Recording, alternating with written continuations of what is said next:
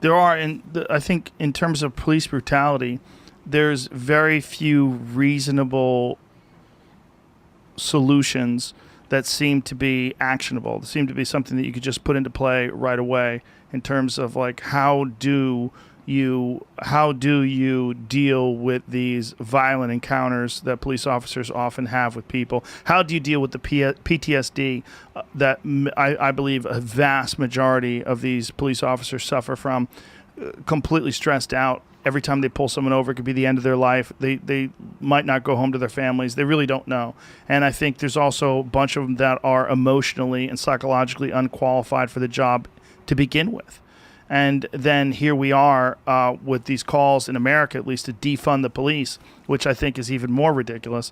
I think, if anything, they need more funding and more training and a more stringent process of elimination, of removing people that aren't qualified for that job, because I believe very few people actually are qualified. I think there's great police officers out there. I really do. And I think most of the interactions that people have with police officers aren't horrible, but there's enough of those horrible ones that are captured on video that we have this bias towards these negative results that we see over and over again, and we don't take into account the full data set. We're not taking into account all of the interactions that people have with police officers, because those aren't documented. What we're getting in front of our face day in, day out are the terrible interactions. And I don't see, nor do I hear, a real workable way of improving this. You get people that are either calling to defund the police, or you're calling for people to support police officers. That's all you hear. And I from a few people like Jocko Willink, you see really great suggestions that they should be treated the same way they treat Navy SEALs, where you're spending literally 20% of your time training. And you're going through psychological training. You're going through actual real-world situations where you're going over what's the correct protocol and how to handle certain situations.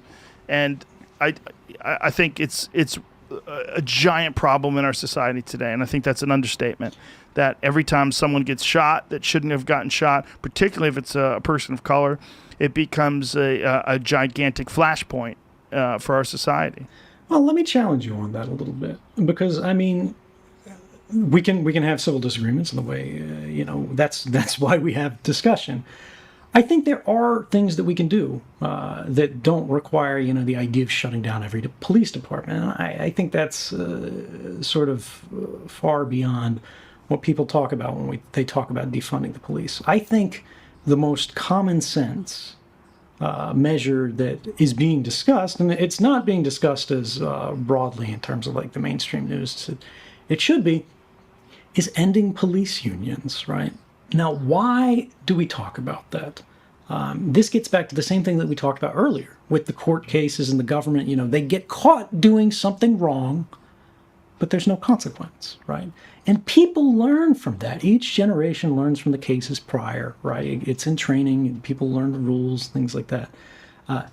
The reason a lot of police violence occurs, even if it's not all, it's not, again, there's no magic wand we wave that saves the world, is the lack of accountability. We know there are cops, and even cops say this, right? There are cops out there who aren't good people. There are cops out there who have abused their authority. There are, really tragic cases where a cop has done something straight up criminal, and they have faced no meaningful consequences as a result. Maybe they lost their job, right? But if it was anybody else, they would have gone to prison. And so there's a question of how do we remediate this in a way that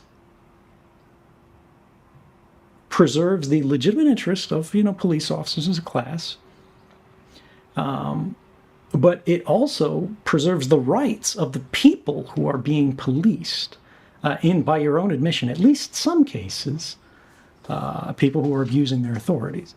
And again, I'm not saying all cops are bad or anything like that, but if we recognize there are abuses, and this is a class that is invested, as you said, with the power over life and death, we have to be willing as a society, and the people occupying this position have to be willing to assume a higher standard of accountability than ordinary people, right? And if we can agree on that, everything else follows from it, I think. We don't want to have a gun-toting immunized class walking among us. And I think even, police officers, among themselves at least, would recognize this.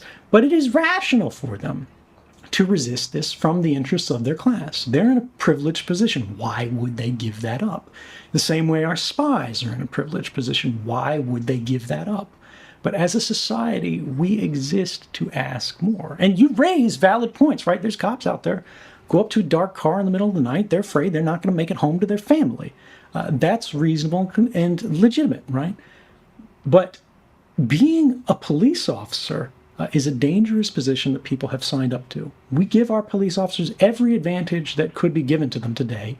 I can tell you from having lived all around the world, there's no cops in the world that are kitted out like cops in America are. Like these guys look like something from a sci-fi movie.